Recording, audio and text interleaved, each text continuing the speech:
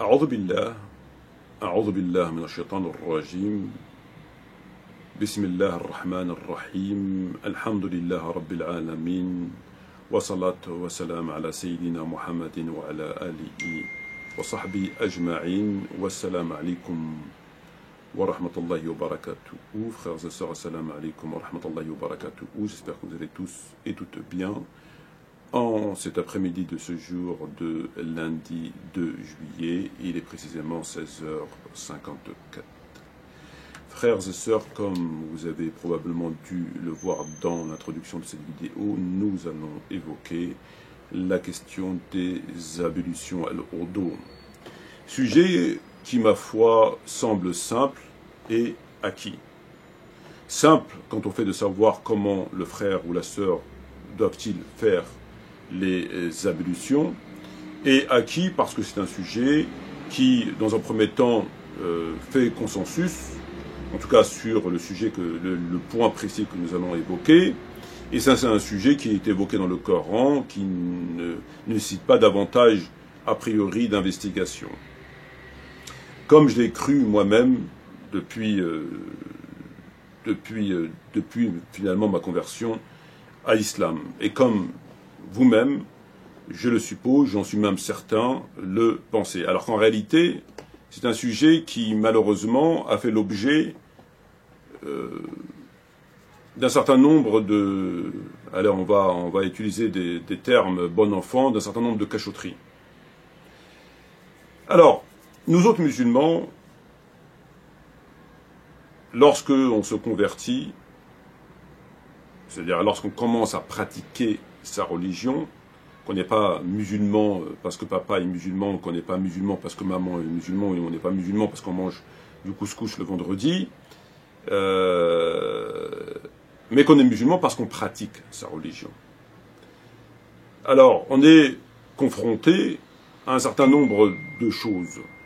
Alors, étant musulman né en France, notre langue natale pour nous autres étant le français, on apprend notre religion à travers la lecture du Coran en français, pour l'essentiel, en tout cas d'entre nous, je le suppose.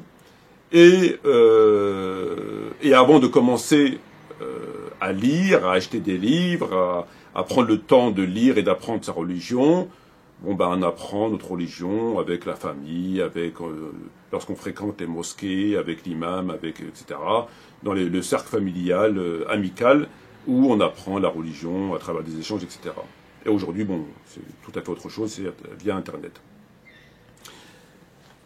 Alors, ce qui nous conduit, tout cela nous mène vers un seul et unique résultat, étant d'effectuer les ablutions comme on le fait, je dirais, pour le plus souvent, pour la majorité d'entre nous aujourd'hui, c'est-à-dire tels qu'ils sont mentionnés dans la sourate 5 Al-Maïda, sourate 5, verset 6, en tout cas, et dans un premier temps, en lecture française, qu'on va faire, si vous voulez bien, ensemble, afin que les choses soient le plus claires possible. Alors, on nous a dit, on a lu, ou on a feuilleté, ça dépend.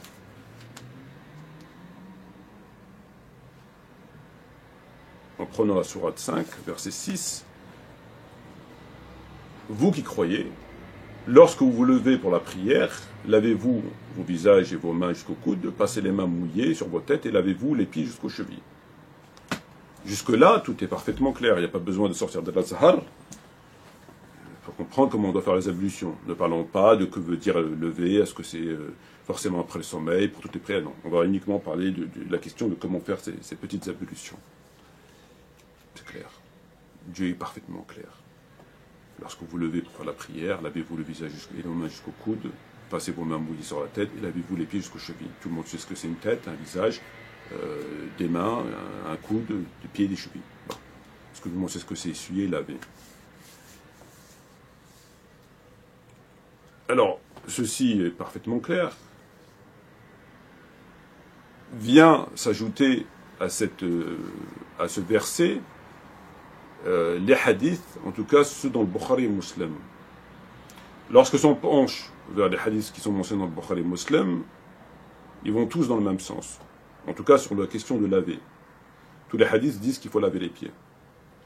C'est tellement vrai, et c'est par ailleurs assez étonnant et regrettable à la fois, je vais m'en expliquer, que des compagnons ont pris le temps d'enseigner les ablutions. C'est-à-dire qu'ils ont ils sont mis en position de quelqu'un qui va faire les ablutions en enseignant aux gens comment on devait faire les ablutions. Ils prennent de l'eau, ils disent voilà, le prophète faisait comme ça, 3 fois, il faisait comme ça, se lavait les pieds, etc. Donc il ne peut pas passer à côté, c'est clair. C'est très clair. Alors je regrette, quand je dis je regrette, pourquoi? J'aurais aimé que pour la prière, ce soit aussi clair. Alors que la prière, on diverge pour ainsi dire sur tout, à part l'inclinaison, la prosternation. Certains disent qu'il faut saluer à droite et à gauche, d'autres disent non qu'à droite. Pour toutes les prières, les mains, la prière de la janaza, est-ce que ceci, est-ce que cela, ils divergent sur tout, pour ainsi dire. Alors que les ablutions, non. Étrangement, les compagnons ont pris le temps d'enseigner aux gens comment on doit faire les ablutions. Ils auraient pris le temps d'enseigner aux gens comment on doit faire la prière, ça aurait été parfait. Mais bon, c'est comme ça. Coïncidence. Mais c'est comme ça. Donc, on a le Coran qui nous dit une chose. Les compagnons qui, non pas viennent conforter le Coran, car rien ne peut conforter le Coran, c'est le Coran qui conforte autre chose, mais en tout cas qui vont dans la compréhension de ce verset tel qu'on peut l'avoir premier abord, vient s'ajouter à cela l'avis des savants, Ahl Sunnah wa Jama'a, notamment Nawawi, qui vient nous expliquer que c'est comme ça qu'il faut faire les ablutions.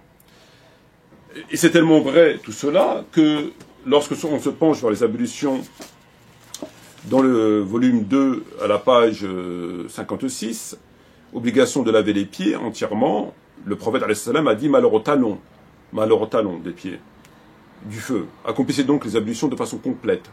Donc c'est pour appuyer qu'il faut bien laver tout le pied. Nawawi nous dit de laver les pieds et qu'il ne suffit pas de les essuyer. Donc Nawawi vient conforter tout ça en disant il faut laver les pieds, il ne faut pas les essuyer.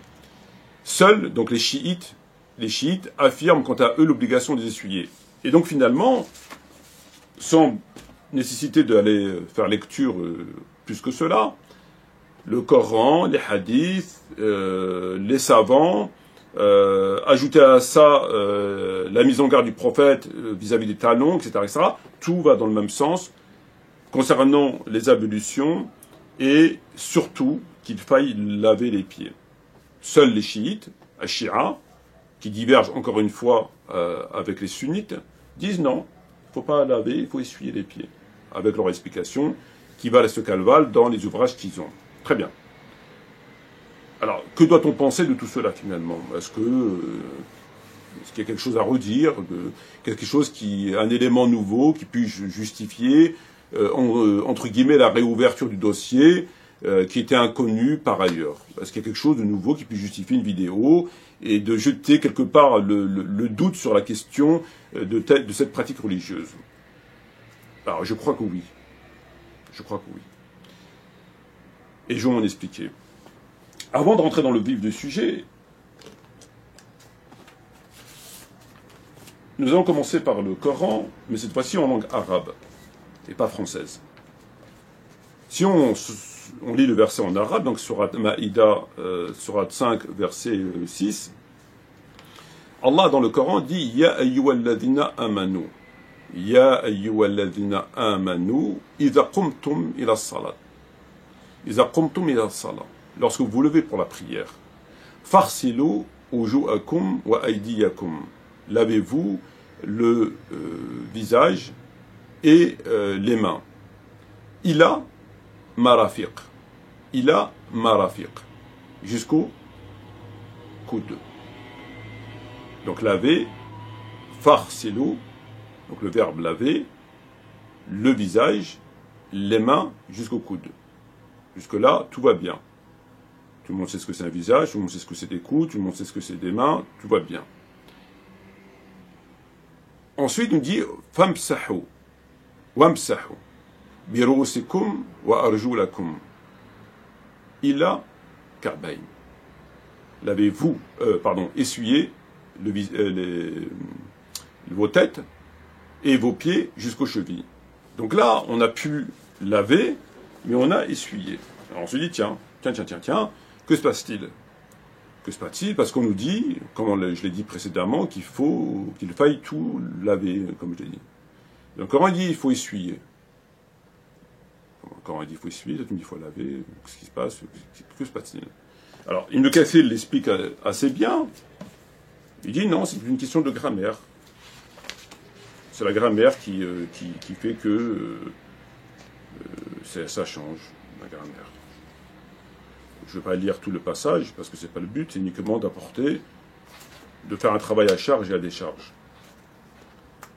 Donc c'est une question de grammaire. On va dire le petit passage qui nous intéresse. Lavez-vous les pieds jusqu'aux chevilles. Le vocable arjulakum, vos pieds, a été lu par certains, au cas direct, nasb, pour souligner la dépendance de cette proposition, coordonner la proposition lavez vos visages et vos mains, etc. Donc, en fait, on vous dit non, mais c'est normal, c'est la grammaire. Tiens donc. Donc la grammaire changerait, nous permettrait de, au-delà de la compréhension du dit verset, les traducteurs, parce que comprendre que Allah veut dire ici, à travers la grammaire, qu'il ne s'agit pas d'essuyer, mais de laver, c'est la grammaire, nous disent-ils, etc., etc., ok. Aller au-delà, c'est-à-dire se permettre de changer le mot essuyer par laver, c'est quand même autre chose. Nous dire que non, effectivement, Dieu dit essuyer, ici écrit essuyer, oui, essuyer. Comment on doit comprendre? On doit comprendre laver. Pourquoi? Parce que la grammaire, c'est une chose. On est d'accord, on n'est pas d'accord, mais c'est là. Est-ce que pour autant, cette situation de grammaire justifie qu'on change la parole de Dieu, qu'on passe de essuyer à laver? C'est encore autre chose. C'est pas permis. Que c'est lu, que c'est compris de cette manière, je peux l'entendre. C'est compris de cette manière, c'est écrit comme ça, mais c'est compris comment? Bon, ça peut s'entendre. Mais le terme, il reste essuyé. On va pas changer le terme. Quand on lit le verset, on va pas changer, réciter le verset en passant d'essuyer à laver. On peut pas changer le verset. On est obligé de dire essuyer. Après, quant à l'explication, on peut l'entendre. Mais ils ont été au-delà, les traducteurs, en tout cas une catégorie de traducteurs, ceux qui ont adopté et épousé cette compréhension de l'islam, au nom de leur doctrine, lorsqu'ils ont été confrontés à la traduction du Coran, au lieu de traduire essuyer, mettre un astérix, mettre une note de bas de page en disant il y a écrit essuyer, mais il faut comprendre que c'est laver parce que la grammaire, l'objet direct permet que. Non. Ils sont permis carrément d'enlever, de changer la parole de Dieu. On enlève essuyer, on met laver. Il y a écrit essuyer, tu enlèves essuyer, tu mets laver. Pourquoi? Parce que c'est comme ça qu'il faut le comprendre. Donc parce que c'est comme ça qu'il faut le comprendre, donc j'ai le droit de changer le mot. C'est magnifique. C'est magnifique. Alors là, c'est carrément de la falsification. Que tu le comprennes comme ça, qu'on doit le comprendre comme ça, que Dieu veut dire comme ça, que c'est une façon de parler divine, à la limite, pourquoi pas? Est-ce qu'on a le droit pour autant de changer le terme d'essuyer à laver? Ça n'existe pas. On ne peut pas changer les mots. Les mots dit écrit essuyer, tu mets essuyer. On ne peut pas mettre bon. Peu importe. Alors, on nous dit que c'est une question de grammaire. Donc finalement, tout va dans le même sens. Le Coran, c'est une question de grammaire. Les hadiths, Bukhari Muslim, Nawawi, gare au talon, machin, truc, tout va dans le même sens. Alors, ça c'est lorsque on n'étudie pas, on écoute ce qu'on nous dit, on lit très peu, on ne va pas au-delà, on gobe tout ce qu'on nous dit comme ça, on nous l'a dit. Mais il y a quand même un élément principal, essentiel, qui s'oppose radicalement à tout cela, dont il trouve l'origine dans les tafassirs et chez les savants, et non pas que chez les chiites. Ça, c'est très grave. C'est-à-dire, on a occulté, encore une fois, un autre son de cloche, lequel pourtant trouve son origine dans le Coran et dans les tafsirs, etc. Donc c'est quand même pas rien. Mais avant de l'évoquer, puisqu'il va attaquer frontalement la question de laver au nom d'essuyer, on a quand même quelques interrogations à se poser.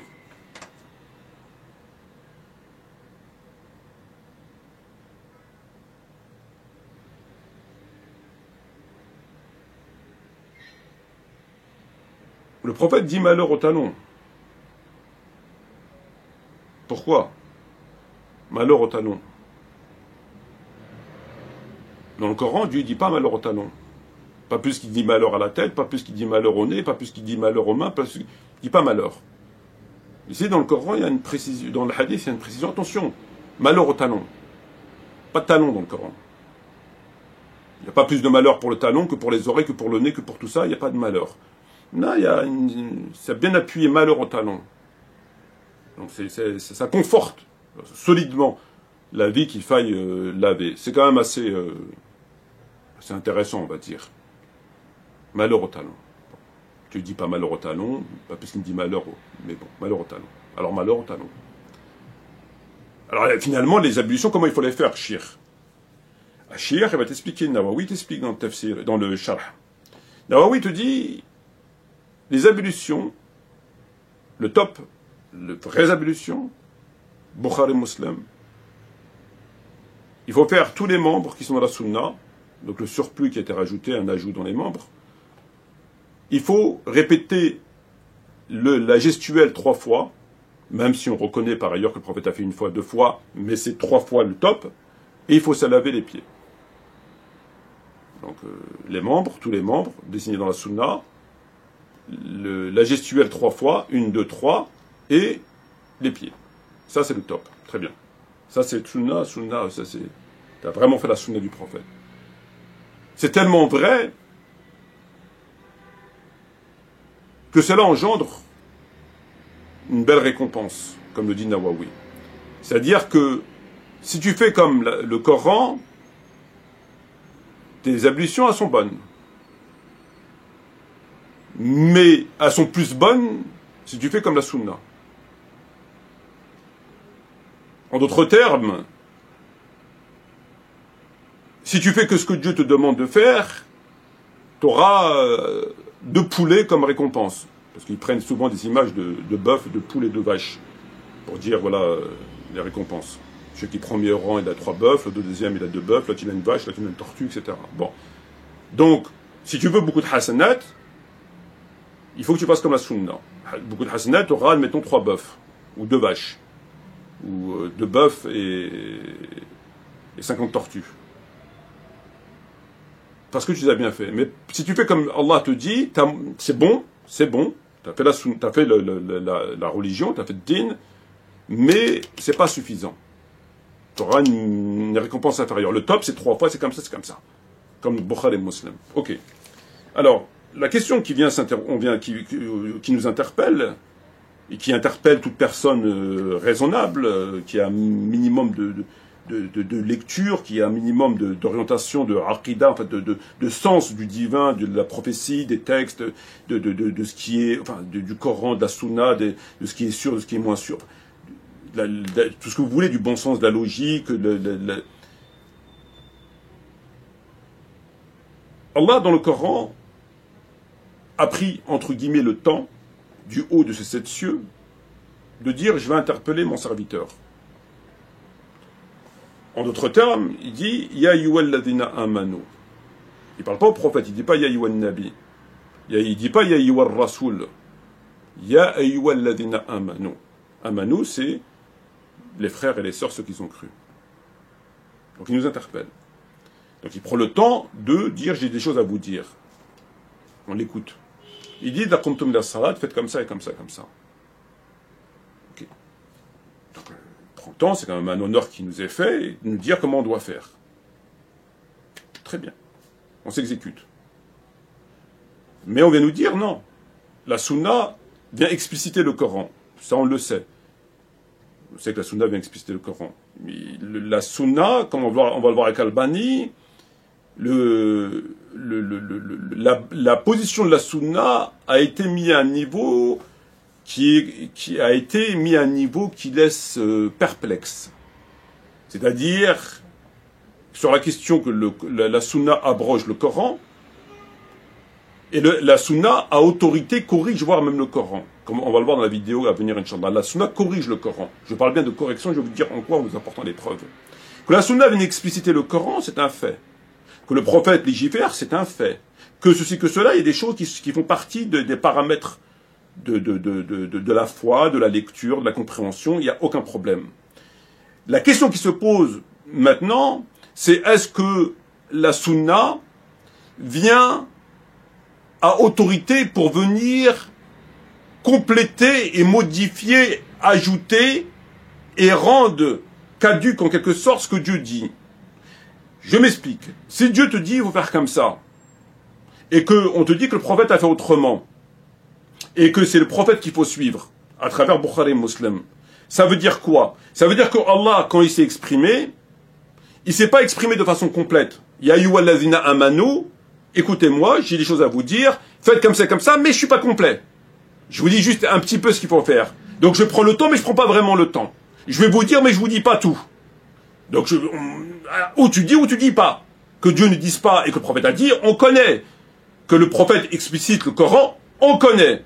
Mais que Dieu dit sans dire, il nous interpelle sans nous interpeller, et que finalement il laisse une partie au prophète qui lui va terminer la chose si bien terminée que c'est là qu'on doit puiser notre pratique et c'est là où on trouve la hasanat, c'est quand même assez étrange. Je trouve ça quand même assez étrange. Et là, c'est le cas qui nous est présenté, c'est ça. C'est-à-dire que ce que je suis en train de vous expliquer. Et ça laisse évidemment, ça nous laisse quand même assez interrogateur. On se dit, mais comment il le dit pas, il l'a pas dit vraiment, il faut compléter avec le truc, on comprend pas. Et en plus, on suit ce qu'on attribue au prophète a plus de récompense que ce que Dieu nous dit. Ce que Dieu nous dit, c'est bon, on n'a pas fait de haram, mais on a un peu de récompense, un peu de hasanat. Mais ce que la sunna elle nous dit, t'as beaucoup de hasanat. Beaucoup de hasanat en faisant comme la sunna nous dit, entre autres 3 fois. Quand on fait 3 fois les membres. On rajoute les membres, on lave les pieds, on fait 3 fois, voilà. Donc c'est quand même mettre Dieu face à la sunna, t'écoutes Dieu, c'est bon, t'es pas à côté de la plaque, mais t'as pas beaucoup de hasanat. Bon, c'est dommage. C'est dommage. Moi, je serais à la place de Dieu, je serais quand même vexé. Bon. Mais que t'écoutes le Bukhari Muslim, le hadith, là, t'as beaucoup de hasanat. Bon. Donc, il faut écouter Bukhari Muslim à travers, bon, ok. Et tout en nous disant que la sunna, conformément au Coran, a le souci de ne pas gaspiller d'eau. Entre autres, le gaspillage n'est pas bien, mais surtout de l'eau. Il ne faut pas gaspiller d'eau. Bon, on sait que le prophète faisait les ablutions avec très peu d'eau. Très bien. Et c'est vrai, il ne faut pas gaspiller. C'est pas bien le gaspillage, le gaspillage d'eau, c'est pas bien. C'est pas bien le gaspillage d'eau, mais on vous dit qu'il faut faire 3 fois. Pourquoi une fois ça suffit pas? 2 fois ça suffit pas, il faut faire 3 fois. Mais c'est pas bien le gaspillage. C'est pas bien le gaspillage d'eau, mais on fait 3 fois. Bon.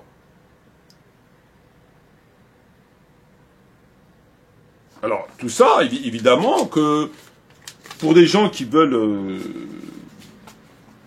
ils se disent, bon, c'est quand même bizarre, quoi, tout ça. Ils se disent, c'est quand même bizarre. Ils changent les mots, enfin, tout ce que je viens de vous dire. Ça, c'est les éléments secondaires. Maintenant, sur la question principale qui justifie l'intervention de la vidéo, à savoir, est-ce que c'est laver ou essuyer? Est-ce que, comme on nous dit, c'est laver, tout le monde dit laver, c'est laver, à part les hérétiques chiites qui nous disent que c'est essuyer. Est-ce qu'il y a quelqu'un qui vient nous dire le contraire? Est-ce que c'est encore un illuminé qui vient encore nous faire des choubouhats et nous embrouiller avec tout ça? Alors, pour cela, moi, je vous renvoie tout simplement... On va prendre Tafsir Tabari. On se rend à Sourate 5, verset 6. Anas, radiallahu anhu, faisait l'ablution et passait la main sur les pieds. Il les humidifiait seulement. Anas faisait l'ablution et passait la main sur les pieds. Il les humidifiait seulement. Asim rapporte que Anas a dit, très intéressant, le Coran a été révélé avec la mention du masah, c'est-à-dire en instituant l'obligation du passage des mains sur les pieds, alors que la sunna recommande le lavage. Allahu Akbar. Allahu Akbar. Anas, il vous dit dans Tabari que le Coran a imposé le fait de s'essuyer, le masah. Mais la sunna recommande le lavage. Donc ça n'a rien à voir avec la grammaire, ça n'a rien à voir avec le shia, ça n'a rien à voir avec tout ce que vous voulez. Ça a à voir que le Coran a dit masah et que eux, la sunna dit, elle recommande le lavage. Donc le Coran dit il faut essuyer, mais la sunna dit elle recommande le lavage. Bon, alors là c'est quand même assez consternant. Je poursuis. Sha'bi a dit l'ange Gabriel est descendu avec la révélation énonçant le masah. L'ange Gabriel, alayhi salam, est descendu avec l'obligation de l'essuyage et non pas du lavage. At-Tabari a dit notre avis le plus pertinent est de dire que Dieu ordonne ici de faire le masah complet des pieds, c'est-à-dire de passer l'eau sur les pieds entièrement lors de l'eau d'eau. Tabari, Anas, les compagnons, etc. Je poursuis. Tafsir Ibn Abbas, radiallahu anhu. Surat al-Ma'ida, verset 6.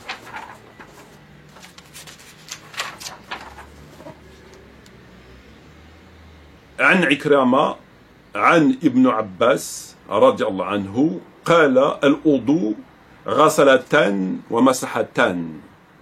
Les ablutions, c'est 2 lavages et 2 essuyages. 2 lavages, le visage et les mains, jusqu'au coude, des essuyages, la tête et les pieds.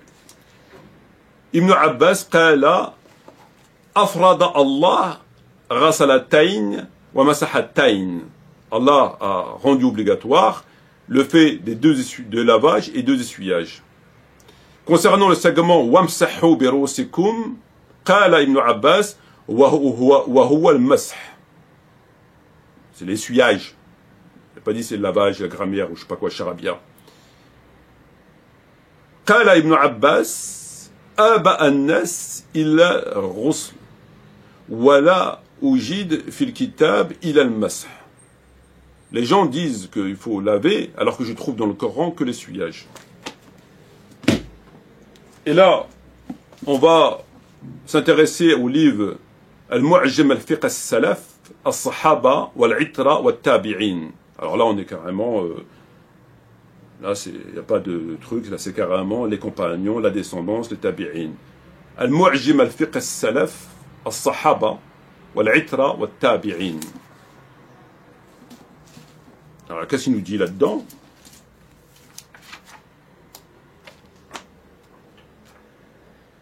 Alors, c'est quelle page? Alors, concernant la tête, on va faire un crochet vers la tête, parce que ça va de pair. عن سفيان الثوري يجي من الرأس المسح بعض ولو شعار واحدة. Il te dit, il est licite. Il suffit de toucher ne serait-ce qu'un seul cheveu et tes ablutions sont licites sur la tête. Un seul cheveu. Ne serait-ce qu'un seul cheveu.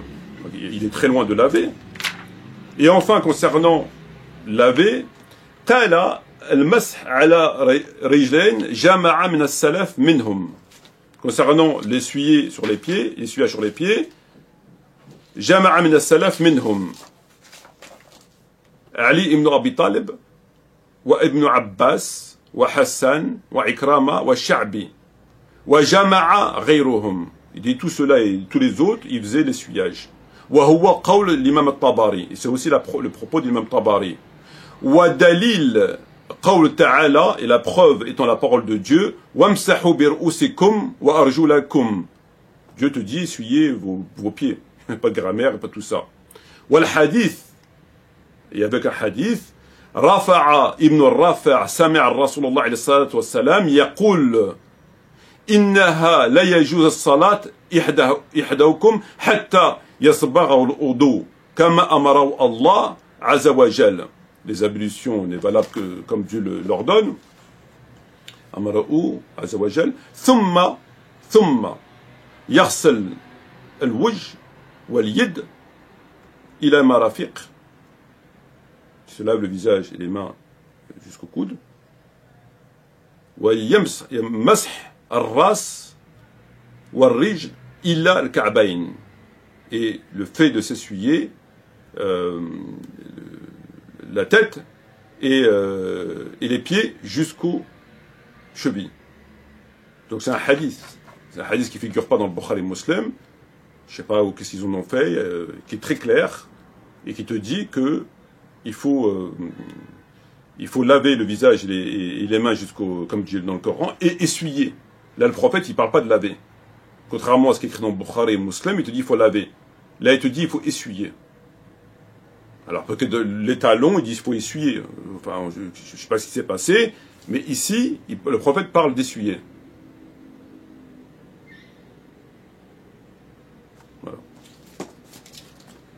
فقه السلف الصحابة والعترة والتابعين. Voilà. Donc, on se rend compte qu'il y a un gros problème. Donc lorsque l'imam Nawawi veut nous dire, il n'est pas le seul, dans son sharh,